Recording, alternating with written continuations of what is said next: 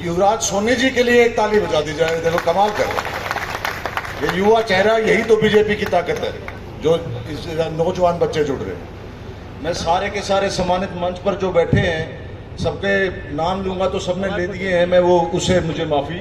सारे के सारे आप बैठे ही हैं, मैं समय नहीं लूंगा। कलीराम पटवारी जी ने, हमारे अंकल जी ने सारी इतनी ओजस्वी भाषण दिया है, सारी बात उन्होंने खोल के रख दी है। उसमें सिर्फ 2 मिनट में ये बात ऐड करूंगा। मैं जब से पैदा हुआ हूँ, मेरा तो पॉलिटिक्स की तरफ लंबा चौड़ा रुझान वाकई में नहीं है अपना। इन पिताजी के साथ मैं कंधे से कंधे मिला के चलता हूँ, मेरा फर्ज भी है, पुत्र धर्म भी है। मैं कई बार मैंने मेरे फादर साहब को ये कहा, मैं पिताजी ये बाकी एमएलए इनके तो कभी रेंज रोवर आ जाती है, कभी ये इतने पैसे के मालिक हो जाते हैं, कभी इतनी कोठियां ले लेते हैं, खूब पैसे हो जाते हैं। बहुत बार, अब तो चलो समझ आ गई, बड़े हो गया, मैं भी 44 साल का हो गया, तो मैं बहुत बार कहता था। 2005 में जब ये एमएलए बने और उससे पहले भी मैं जब से पैदा हुआ हूँ देखता हूँ, घर में ऐसा काम है इनके, कभी जीवन में एमएलए की तरह से ही जीवन काटा है। कोई इनके काम जो इनके साथ जुड़ गया कभी रुका नहीं। 1977 और यहाँ के वर्कर की क्या, मैं भी आ रहा था तो एक आदमी कहता, भाई बनने के बाद ध्यान रखोगे क्या, आओगे क्या? मैंने कहा भाई मैं तो ये देखता हूँ 1977 में मेरे फादर साहब ने पहला इलेक्शन लड़ा था, इमरजेंसी में जेल भी काटी थी, उस वक्त के भी साथी आज तक जुड़े हुए हैं। ये बहुत बड़ी बात है। लोगों के घर में तो जो वो काम करने वाले होते हैं, सहायक होते हैं, वो भी महीना 2 महीना, साल 2 साल से फालतू नहीं टिकते। वर्कर तो बहुत बड़ी बात होती है। वर्कर तो वो है जो रीढ़ की हड्डी होता है, वो उसी के साथ रहता है, जो उसकी सुनता है, काम करता है। तो मैं मेरे पिताजी को कहा, मैं बहुत बार कहता था, लड़ता था इनसे। मैंने कहा जी आप कब, हमारे पास नहीं होते पैसे, मैं पंचकुला में किराए के मकान पे भी रहता था। जब पिताजी एमएलए से हटे तो मैं किराए के मकान पे रहता था। तो सो लोग मुझे, मेरे दोस्त कहते थे, यार तुमने कोठी नहीं बनाई।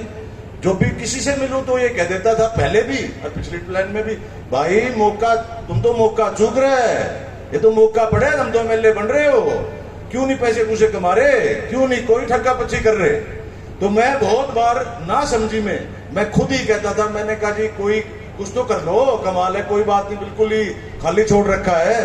तो इन्होंने मुझे बहुत दिन बाद हर बार एक बात कहते थे जो मेरे आज समझ आ रही है यहाँ आके।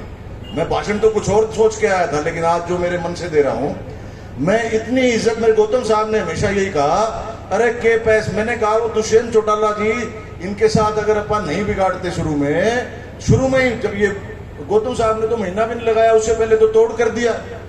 जो उस बात को जो गौतम साहब ने बताई उसको सारा हरियाणा कह रहा है, जिन्होंने उस वक्त सारा हरियाणा उसको रो रहा है। तो मैं उस वक्त बाद में कई 1.5 साल पहले मैंने कहा जी ये तो बहुत 10,000 करोड़ का आदमी हो गया, इसकी तो राजनीति जिंदा रहेगी, क्योंकि इस पे पैसे हैं, ये चलता रहेगा। हमने तो कुछ कमाया नहीं जी, हम तो वैसे रह गए।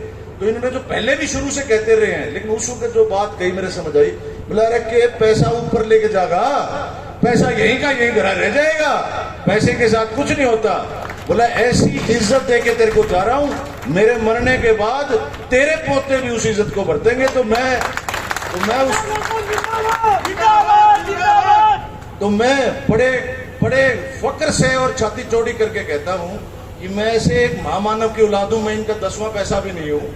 ये बहुत सच्चे हैं और मैं ईमानदारी से कहता हूं भी स्टेज पे मैं कोई गलत बात दूं तो इनमें यह भी मेरे को धमका के नीचे भी उतार सकते हैं, ऐसा इनका स्वभाव है। कोई गलत बात ना सुनते, ना करते और ना सहते, ना कोई गलत काम करें और ना किसी को करन दें। जो अपने आदमी के लिए छोटी छोटी किसी की सिपाही का, किसी का चौकीदार का काम हो, उसके लिए चीफ सेक्रेटरी तक से लड़ाई लड़ लेते हैं। एक बार नहीं, 10 बार। मैं नाम ले दूंगा जो मिलेंगे कि एक छोटे से आदमी जो से नौकरी कर रहा है उसके लिए लड़ाई लड़ रहे हैं जो हरियाणा के मालिक हैं।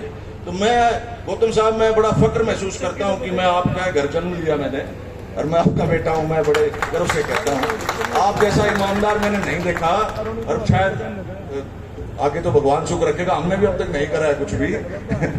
तो मैं दूसरी बात जो बस एक बात के साथ कहता हूं, क्योंकि बार बार चल रहा है, इस बात को मैं सारे अपनी वर्कर मीटिंग है ये, इसमें कहूंगा इस बात को बंद कर देना बस। इस बात के बाद भारी बगैर जो नारा है ये ऐसा है, साधु संतों की कोई जाति, उम्र और एरिया नहीं होता, वो तो पता नहीं कहां से आते हैं उद्धार करने के लिए, तो वो आए हुए हैं, पूरे जीवन राजनीति में लगा दिया।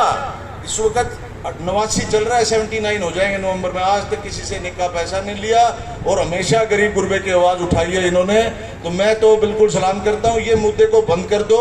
जिसने अपने को वोट नहीं देनी बीजेपी को, हम सबका जितने बैठे हैं, एक ही सपना, एक ही लक्ष्य, सफेदों में पहली बार कमल का फूल खिलाना है।